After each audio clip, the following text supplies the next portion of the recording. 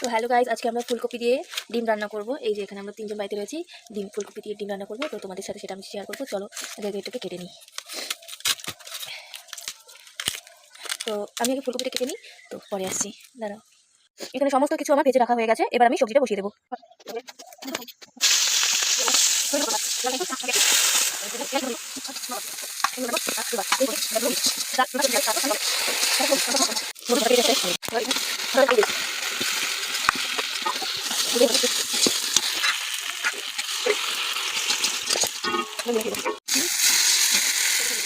এখন আমি ফুলকপিগুলোকে দিয়ে দেবো।